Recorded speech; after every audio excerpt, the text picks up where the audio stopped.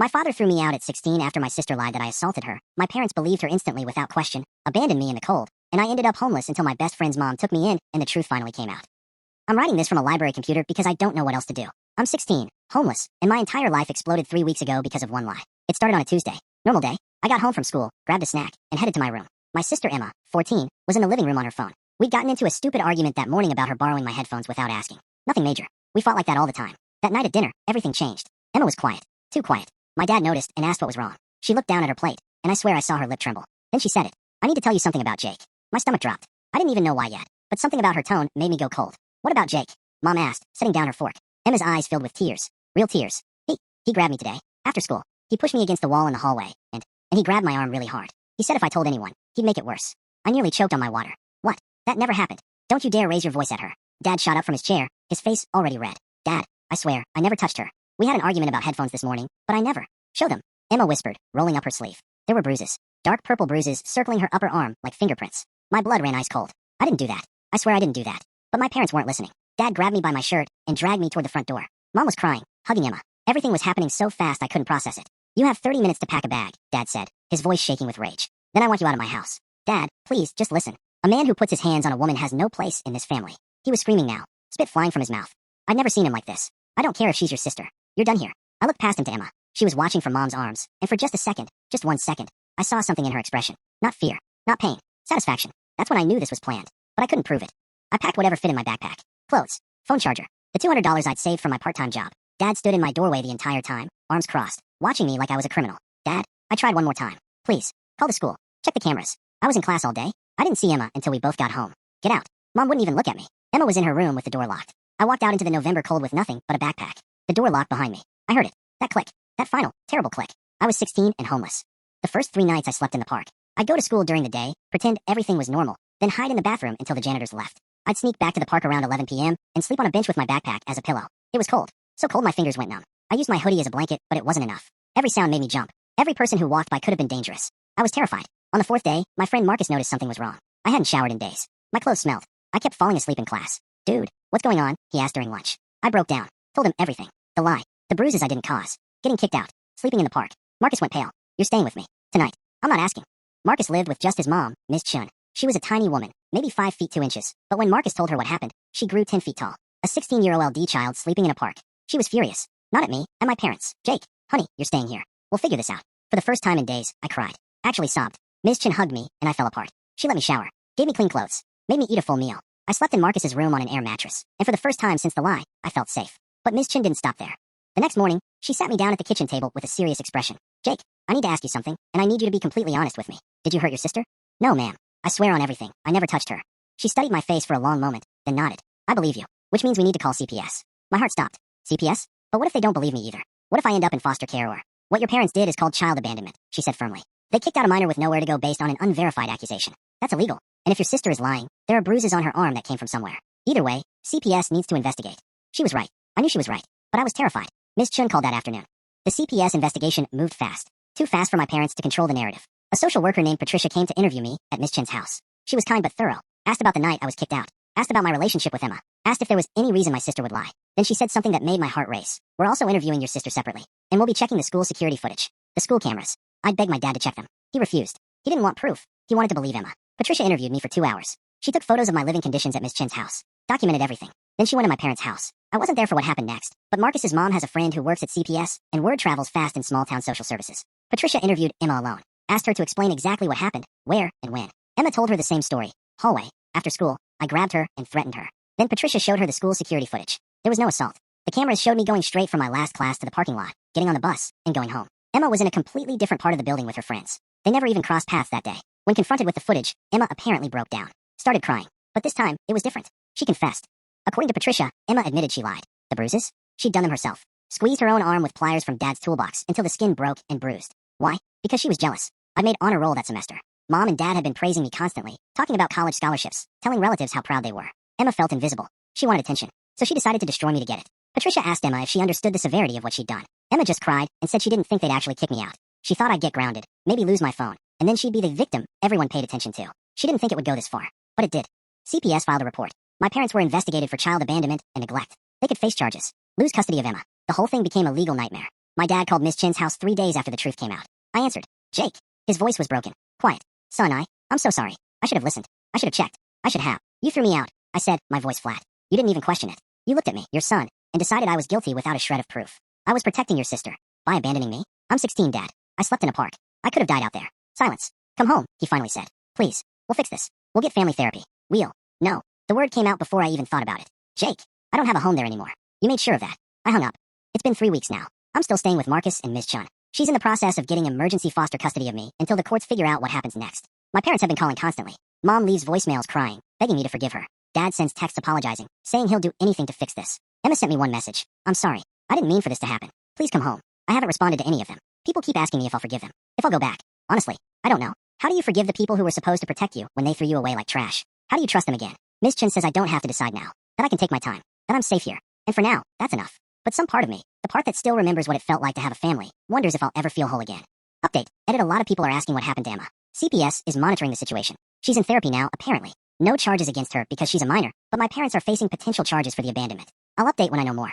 To everyone saying I should forgive them, I appreciate it, but I'm 16 and homeless because my own family believed a lie without question. Forgiveness isn't something I owe anyone right now. To Ms. Chun, if you somehow see this, thank you for saving my life. Update 2. 1 month later. Things got complicated. Really complicated. My grandparents got involved. I should explain, my dad's parents, Grandma Rose and Grandpa Joe, live about 3 hours away. They're old school, traditional, big on family values, and all that. I saw them maybe 4 times a year for holidays. Apparently, my mom called them crying a week after the truth came out. Told them everything. The lie, kicking me out, the CPS investigation, all of it. They drove down the next day.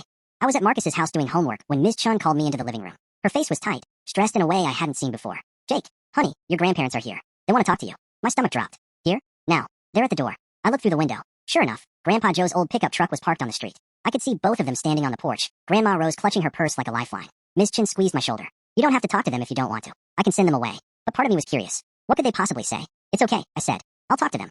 The moment I opened the door, Grandma Rose burst into tears. Oh, Jake, my sweet boy. She pulled me into a hug so tight I could barely breathe. She smelled like lavender and old books. I'm so sorry.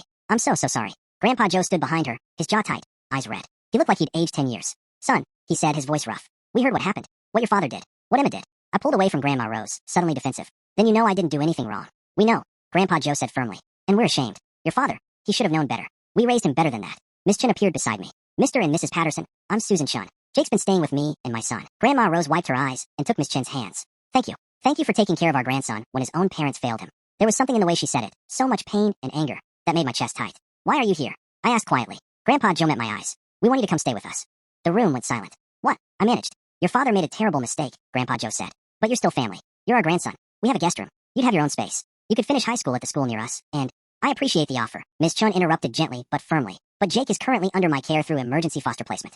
Any custody changes would need to go through the courts. Grandma Rose's face crumpled. We're his family. Surely that matters. It does, Miss Chin said. But Jake's well-being matters more. And right now, he's stable here. He has his school, his friends, his routine. Uprooting him again could be traumatic. I looked at my grandparents, really looked at them. They were old. Grandpa Joe had to be pushing 75, Grandma Rose not far behind. They meant well, but could they really take care of a teenager? And more importantly, did my parents send you? I asked. Grandpa Joe's expression darkened. No, we came on our own. In fact, your father and I had words before we left. Words. I told him he was a damn fool, Grandpa Joe said bluntly. Told him he threw away his son over a lie he didn't bother to verify.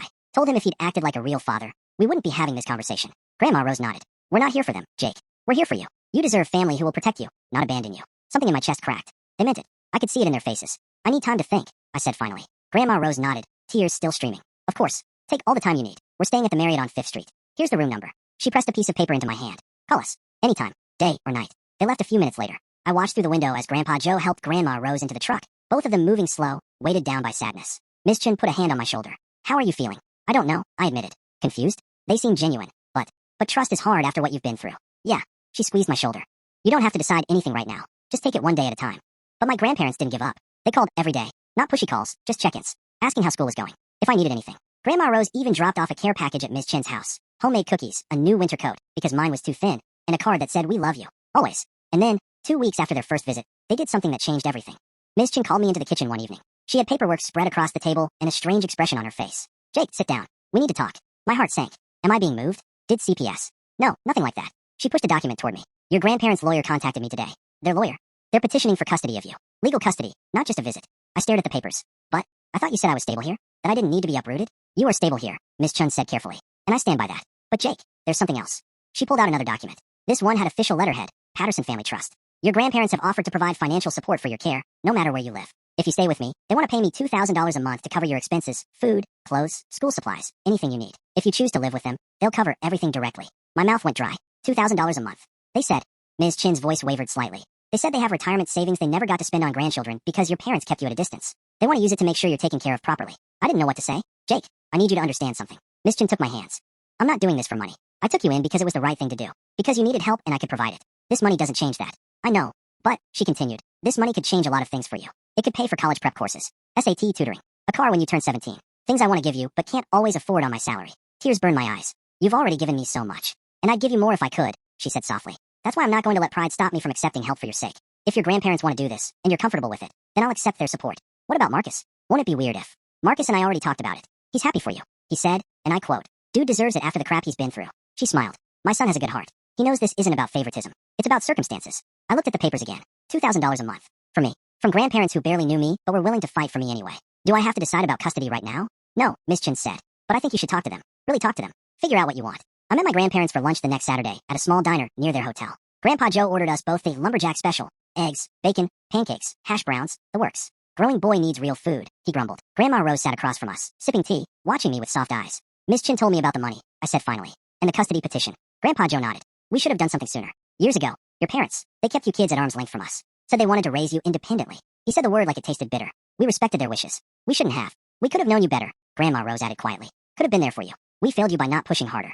You didn't know what would happen, I said. No, Grandpa Joe agreed. But we know now, and we're not walking away. Whether you live with us or stay with Miss Chun, you're our grandson. We'll support you however we can. I poked at my pancakes. Why the money? Because that woman is a saint, Grandma Rose said firmly. She took you in when your own parents threw you out. She's feeding you, housing you, giving you stability. The least we can do is make sure she's not financially burdened by our family's failures. Grandpa Joe leaned forward. Jake, we're not trying to buy you. We're not trying to replace Miss Chun or Marcus. We just want to make sure you have everything you need to succeed. That's what grandparents do. I felt tears building again. I don't know if I can leave Marcus's house. Miss Chin's been so good to me. It feels like I'd be abandoning her after everything she's done. Then don't leave, Grandma Rose said simply. Stay there. Graduate from your school. Keep your friends. We'll visit. We'll call. And when you're ready, if you're ever ready, you'll know where to find us. But the custody petition. It's just paperwork to make sure you're protected legally, Grandpa Joe said. It doesn't mean you have to live with us. It just means if something happens, if your parents try something, if CPS has questions, you have family backing you up. You're not alone in this fight. Something inside me broke open. I cried into my pancakes while my grandparents sat there, letting me fall apart, promising me over and over that I was loved, that I was wanted, that I mattered. For the first time since Emma's lie, I felt like maybe, just maybe, I could put the pieces back together. Update 3, 3 months later. A lot has happened. The courts approved my grandparents' petition for shared guardianship. Ms. Chin maintains primary custody since I'm living with her, but my grandparents have legal standing now. It's complicated, but basically it means I have multiple adults fighting for my best interests. Ms. Chin accepted the financial support. She set up a separate account for me. Anything left over after expenses goes into savings for college. She also used some of it to get Marcus new art supplies. He's really into digital design. Because she said, if Jake's getting support, Marcus should benefit too. That's just the kind of person she is. I visit my grandparents once a month now. They drive down. We have lunch. Sometimes I stay overnight at their hotel. It's nice. Slow. They're teaching me things. Grandpa Joe showed me how to change a car's oil. Grandma Rose is teaching me to cook actual meals. As for my parents, we're in family therapy. Court ordered. Once a week, we sit in a room with a therapist and try to unpack the nuclear bomb that exploded our family. Dad cries a lot. Mom can barely look at me. Emma sits in the corner and doesn't say much. The therapist says healing takes time. That trust has to be rebuilt brick by brick. I'm trying. But some days, I look at them and just feel nothing. The people who were supposed to protect me chose to believe a lie over their own son. How do you come back from that? Emma wrote me a letter. A real one, handwritten, pages long. She explained everything. How jealous she felt. How invisible. How she thought if she just got attention for one thing, she'd finally matter. She said she never thought it would go this far. That she wanted to confess the first night, but was too scared. She said she understands if I never forgive her. I haven't responded yet. Maybe someday I will. Maybe someday I'll be ready to try to rebuild something with them. But right now, I'm eating dinner at Miss Chin's table. I'm helping Marcus with his homework. I'm texting with Grandma Rose about visiting for Thanksgiving. I'm applying to colleges with Grandpa Joe's help. I'm building a new life. A better life. One where people choose to believe me. Where I'm valued and protected. And that's enough for now. Final update. A lot of people have asked if I'll ever go back to my parents' house. The honest answer? I don't know. Maybe someday. But I've learned something through all of this. Family isn't just blood. Family is the people who show up when you need them most. Ms. Chun and Marcus? They're family. My grandparents? They're family. Biology matters, but loyalty matters more. And right now, I'm surrounded by people who chose to be loyal to me. That's more than enough. To everyone who's followed this story, thank you. Your support meant more than you know. And if you're going through something similar, if your family has failed you, please know it's not the end. There are people out there who will fight for you. Don't give up.